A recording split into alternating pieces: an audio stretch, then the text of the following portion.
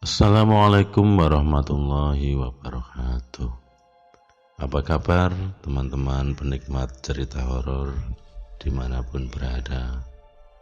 Saya selalu berdoa semoga semua teman-teman selalu diberi kesehatan dan dimudahkan dalam segala urusan. Amin. Sekarang kami akan membagikan kisah horor dan mistis tentang pendakian gunung.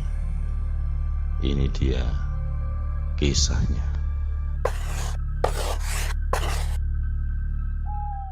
Pikiranku berkecamuk, dijejali pertanyaan-pertanyaan yang merujuk kepada jawaban yang dapat aku simpulkan sendiri. Setan.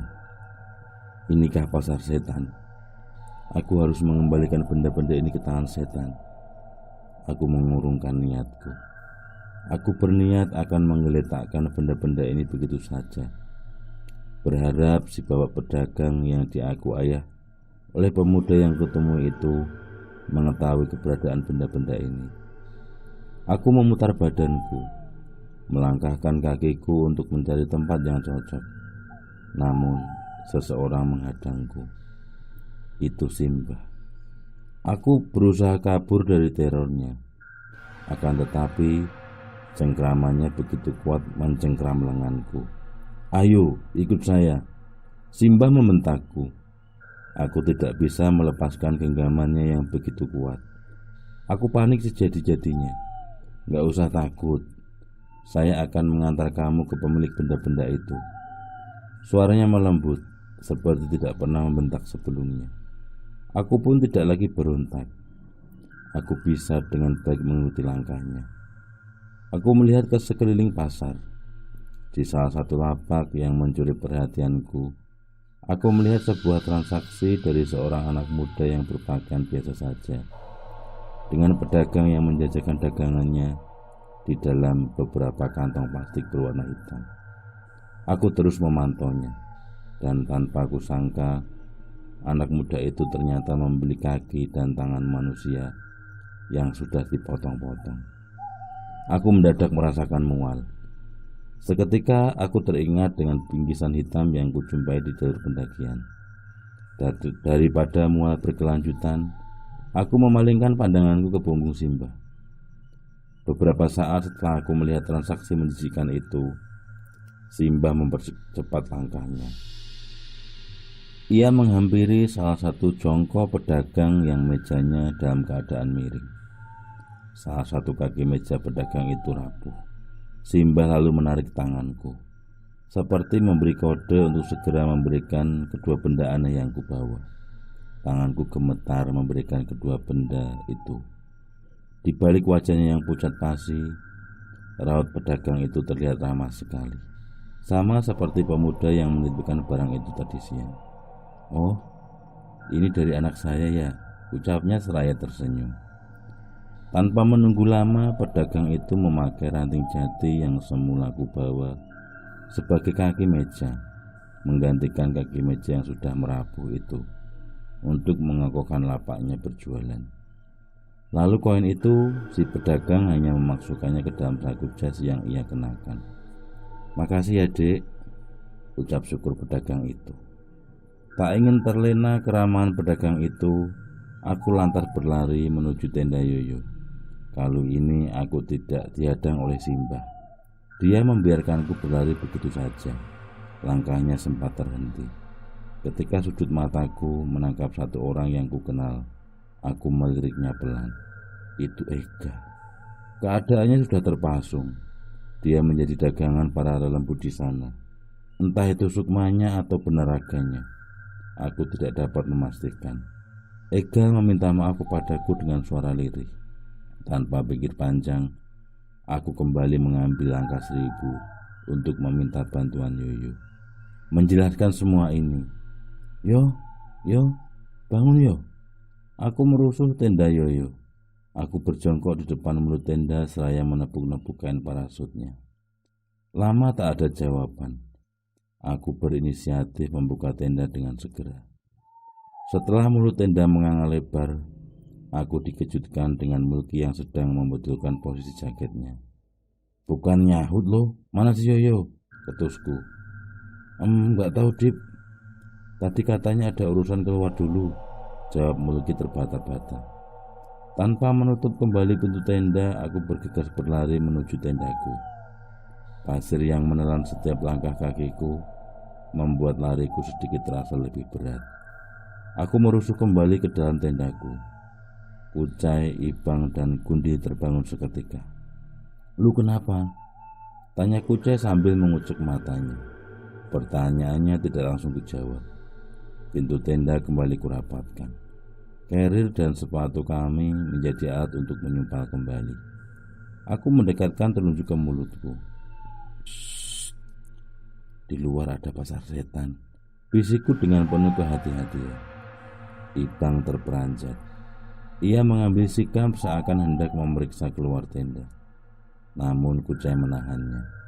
Pantesan, dari tadi sebenarnya kita dengar suara kayak orang-orang jualan di luar. Timpal Kucai yang diamini oleh Ibang dan Gundi. Ya udah, kita paksain tidur aja. Palingan pagi-pagi juga udah nggak ada. Ucapku berusaha mendinginkan suasana. Di balik hati yang sedang ditimpa ketakutan yang sangat, syukurlah teman-teman satu tendaku itu menyetujui usulku. Mereka menarik kembali sleeping bag. Begitupun denganku. Aku ingin malam panjang ini segera berlalu, berganti pagi menyambut mentari yang indah. Aku berusaha memejamkan mataku. Masih sayup kudengar suara gamelan yang sudah mengecil dan suara keramaian pasar menghiasi langit pasar Bubrah. Baru pertama kali aku mengalami hal ini, bersanding langsung dengan mereka yang tak kasat mata. Sebelumnya aku sedikit skeptis, tidak percaya dengan keberadaan pasar setan di setiap gunung. Namun kali ini, detik ini, aku mengalaminya secara nyata. Kepalaku mulai terasa berat. Kelopak mataku tak dapat lagi kubuka lebar-lebar. Rasa kantukku ini sudah sangat tak tertahankan. Di sela-sela keadaanku yang masih berada di antara sadar dan tidak sadar, telingaku menangkap suara lirih yang berasal dari luar tenda. Bang Dipta, maafin gue bang. Ucap suara itu dengan nada datar. Rasa kagetku sudah terkalahkan oleh rasa kantuk. Aku menyadari itu adalah suara Ega. Namun, raga ini sudah lemas tak berdaya. Hingga akhirnya aku terlelap menunggu pagi. Aku ingin melupakan setiap penggalan kejadian yang kualami malam ini. Selamat malam, Pasar Bubrah. Suara ayam berkokok membangunkan tidur lelapku. Suara alarm HP ku ternyata. Aku kira seekor ayam bisa mendaki begitu jauhnya hingga mencapai Pasar Bubrah. Memang sengaja aku pasang nada kokok ayam supaya terdengar klasik. Jam yang tertera di layar HP menunjukkan angka 4:10. Teman-teman satu tendaku semuanya masih tertidur pulas. Entah apa yang diimpikan Kucai. Mulutnya terbuka dan kadang tertawa kecil tanpa sebab. Nyawaku masih belum terkumpul semua. Sebagian masih terbang di awang-awang. Belum sepenuhnya kembali masuk ke dalam tubuh ini. Aku terduduk. Dengan sleeping bag yang menyelimuti kakiku, aku ambil kuplukku di pojokan tenda yang terlepas ketika aku tertidur. Tiba-tiba aku teringat sesuatu. Semalam dalam keadaan sadar tidak sadar, samar ku dengar suara Ega yang meminta maaf kepadaku. Kasihan juga dia. Siapa tahu dia memang mengakui kesalahannya, dan mungkin sekarang ini dia tertidur di luar. Aku segera merorotkan sleeping bagku dan segera menyembulkan kepalaku memeriksa keberadaan Ega di luar. Loh, kemana dia? Aku tidak melihat Ega. Melihat suasana di luar tenda, seketika bulu kuduku meremang hebat. Aku tidak lagi melihat pedagang-pedagang yang menjajakan dagangannya di sana. Pasar itu sudah raib, bak ditelan bumi. Di sana hanya menyisakan tenda para pendaki lain yang masih dalam kondisi tertutup. Udara dingin mencengkeram wajahku. Indera penciumanku sedikit terhalangi. Ingin rasanya kubangunkan Yoyo dan yang lain untuk segera ngopi bareng dan ngudut bareng, supaya tubuh ini terasa lebih hangat. Urusanku belum selesai dengan Ega. Kugeserkan carrier yang menghalangi mulut tenda. Kupakai kaos kaki, kemudian kusiapkan otot-otot kakiku untuk beranjak keluar tenda, memeriksa keberadaan sahabat Mulki itu. Ega, aku sedikit mengeraskan suaraku, sembari memutarkan badan 360 derajat. Kuharap yang semalam meminta maaf di samping tendaku itu benar-benar Ega, bukan Ega yang kulihat terpasung dijajakan salah satu pedagang di pasar setan semalam. Ega, aku terus memanggil namanya, berkeliling di sekitaran tenda, namun Ega tetap tidak ada. Kuputuskan untuk kembali ke tenda, membangunkan teman-temanku untuk segera bersiap naik ke puncak gunung. Dari mana lo, Dip? Ternyata Ipang sudah terbangun, matanya masih sebat. Gue nyari si Ega. Gue dengar pas malam dia bilang minta maaf di pinggiran tenda kita. Ipang terdiam. Awalnya aku sangka dia akan berontak seperti kejadian di pos 2. Kali ini dia tertunduk. Beberapa kali dia memejamkan mata sembari mengembuskan nafas panjang. Kenapa bang? Tanyaku. Dia juga datang ke mimpi gue. Minta maaf juga, jawabnya. Dahiku mengkerut. Kubungkukan badan seraya menatap matanya yang terpancar keseriusan. Berbeda dengan Ibang yang ku alami semalam, memang benar-benar nyata terdengar. Di mimpi itu gue keluar tenda. Gue lihat di luar si Ega udah duduk nungguin. Muka dia banyak banget luka. Kemejanya juga sudah compang-camping.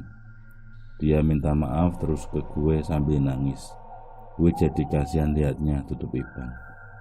Aku mengusap wajahku. Apa yang dilihat Ibang dalam mimpinya sama dengan apa yang dilihat olehku sewaktu aku melihat Ega terpasung. Bang, coba bangunin si Kucai sama Gundil juga. Kita tanya. Siapa tahu mereka juga mimpiin si Ega. Sekalian bangunin buat siap-siap ke puncak, pintaku. Ibang dan aku membangunkan Kucai dan Gundil. Namun entah makhluk apa yang mendekap Kucai. Ia susah sekali dibangunkan. Berbeda dengan Gundil.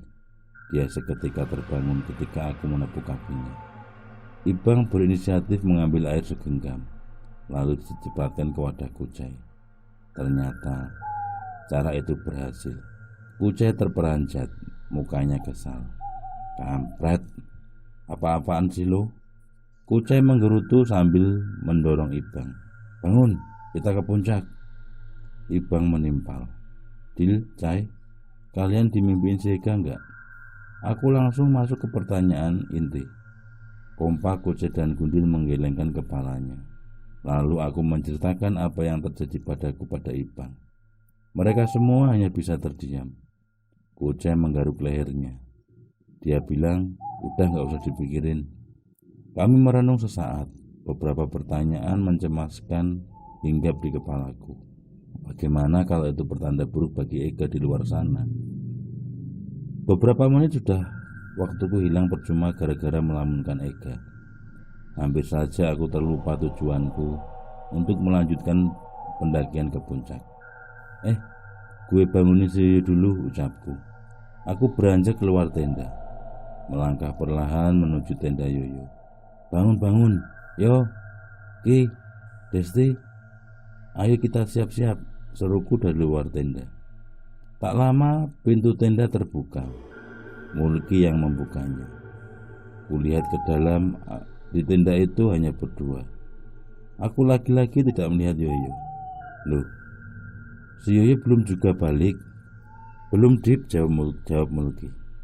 Kemudian Mulki membangunkan Desti yang masih tertidur pulas. Mesranya Mulki membangunkan kekasihnya itu membuatku harus menahan rasa iri. Nasib memang nasib. Apa harus kubelai pasir yang aku duduki ini dan kuciumi layaknya mencium kekasih? Bisa-bisa sepulang aku dari pendakian ini, aku dibawa ke rumah sakit jiwa oleh teman-temanku. Kemana Yoyo? Lama sekali dia meninggalkan tenda. Aku kembali teringat dengan Simba. Dia yang mengatakan ada desa di belakang puncak ini. Apa mungkin Yoyo benar-benar ke sana? Aku kembali berdiri. Debu-debu yang menempel di celanaku aku singkirkan. Aku akan mencarinya, sekaligus mengobati rasa penasaranku tentang desa itu. Kemana, Dip? Tanya Mulki. Ketika langkahku kuputar menuju belakang tenda. Nyari si Yoyo dulu, ucapku tanpa menoleh kepadanya. Terus melangkah menjauhi tenda. Sebelum pergi menuju desa misteri itu, terlebih dahulu aku akan menyisir setiap tenda pendaki lain. Siapa tahu Yoyo mampir ke sana. Aku berjalan menyisir setiap tenda. Meskipun ada beberapa yang sudah dibuka dan pendaki lain tengah bersiap, masih banyak pula tenda yang masih tertutup dalam keadaan gelap. Yoyo. Aku terus memanggil namanya, berharap Yoyo tidak benar-benar pergi ke desa itu. Ya, ada apa? Ada yang menjawab seruanku dari dalam tenda. Langkahku terhenti, menunggu orang yang menjawabku keluar tenda. Beberapa saat kemudian keluarlah seseorang laki-laki yang tidak kukenal keluar dari dalam tenda. Manggil saya, Bang? Laki-laki itu bertanya. Oh, maksud saya Yoyo teman saya. Aku sedikit menahan malu, karena ternyata dari sekumpulan pendaki itu ada yang bernama sama. Kulanjutkan langkahku. Instingku mengatakan Yoyo memang tidak benar-benar ada di antara tenda-tenda itu. Akhirnya benar-benar kuputuskan untuk menyambangi desa misterius yang disebut Simba dengan sebutan desa saya. Hingga di ujung tenda yang didirikan di area itu, kakiku tidak lagi mampu menahan dinginnya udara yang sedari tadi menembus masuk melalui celah kaos kaki. Gue ambil sepatu dulu deh, ucapku pada diriku sendiri. Sembari menahan dingin yang terus saja terasa, aku mempercepat langkahku hingga sampai di dekat tendaku. Aku melihat satu pemuda yang tak asing yang sedang berdiri di dekat pelang papan pasar bubrah. Itu Yoyo. Aku segera menghampirinya dengan sedikit berlari, meski kaki selalu amblas tertelan pasir. Loh, dari mana yo? Dari rumah Simba. Loh, desa itu benar-benar ada? Tanyaku heran. Iya, jawabnya singkat. Yoyo lalu merogoh sakunya, mengambil 2 batang rokok, 1 untukku dan 1 untuknya. Aku pun diberi pinjam koreknya untuk menyalakan rokok itu. Jaga yang lain ya. Yoyo bersungut, memonyongkan bibir bawahnya, seraya menatap langit yang mulai sedikit lebih terang. Lu gak akan ikut ke puncak? Tanyaku. Ikut. Terus? Jagain aja teman-teman kita kalau habis pendakian ini. Lu mau ngajak mereka lagi mendaki gunung lain? Jawabnya. Lah, lu mau kemana emang? Tanyaku tersentak. Matanya yang semula terus menatap langit, ia tundukkan, sembari mematikan api rokok yang masih panjang itu. Ke luar negeri, jawabnya sambil tersenyum kepadaku. Tergurat 3 garis senyum di setiap pinggiran matanya. Serius lo? Tanyaku kembali. Iya, udah siap-siap ayo. Yoyo beranjak sambil sedikit memukul bahuku. Aku memang pernah mendengar keinginannya untuk keluar negeri. Dia ingin bekerja di perusahaan IT yang berlokasi di Singapura. Memang kebetulan om dan tantenya tinggal di sana. Katanya gaji IT yang berbasis di luar negeri gajinya selangit, sehingga lumayan untuk membantu ekonomi keluarganya yang berkecukupan. Tapi apakah secepat ini? Aku mengikuti Yoyo dari belakang. Dia menghampiri tendanya, sementara aku singgah di tendaku. Aku melihat Ibang dan Kucai di antara keduanya, seperti tengah ada perdebatan yang serius. Si Kucai katanya mau naik ke puncak tusuk gigi, Dip. Ucap Ibang mengerutkan dahi. Mendengar pengakuan itu, darahku berdesir. Aku sedikit terkejut karena tempat itu adalah tempat di mana seorang pendaki terpeleset lalu terjun bebas ke kawah, hingga akhirnya tewas beberapa waktu lalu. Apa-apaan lu, Cai? Lu gak tahu apa? Puncak itu pernah makan korban. Aku memarahinya. Slow aja, Dip. Gue gak akan kenapa-napa.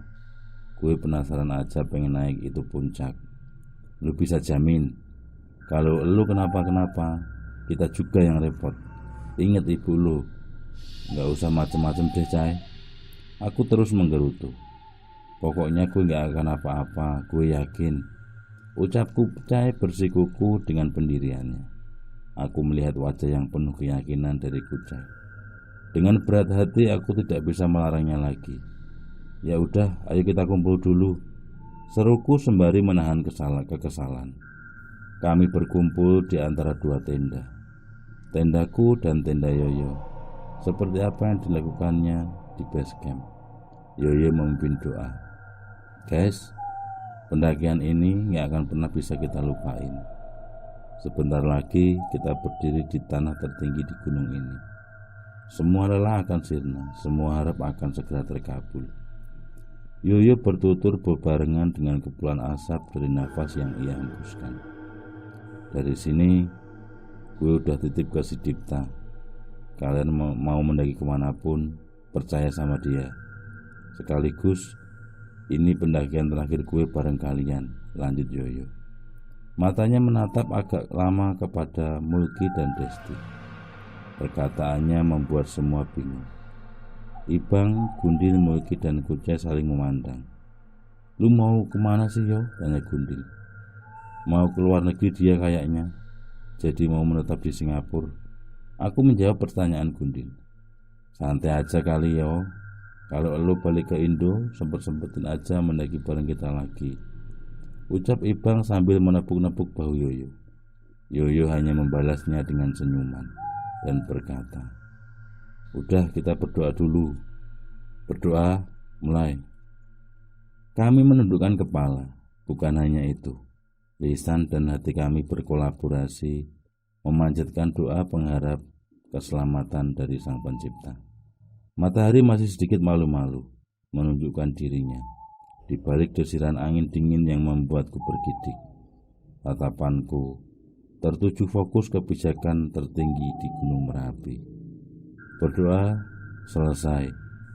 Yoyo mengakhiri doa. Ia lalu menjulurkan tangannya ke tengah-tengah lingkaran, diikuti oleh aku dan yang lainnya. Semangat! Teriak Yoyo. Kami menjatuhkan tangan dengan cepat, melemparkan segenap rasa keraguan berganti dengan semangat yang tinggi. Yoyo menepuk bahuku. Kami berjalan beriringan. Tak ada leader atau sweeper.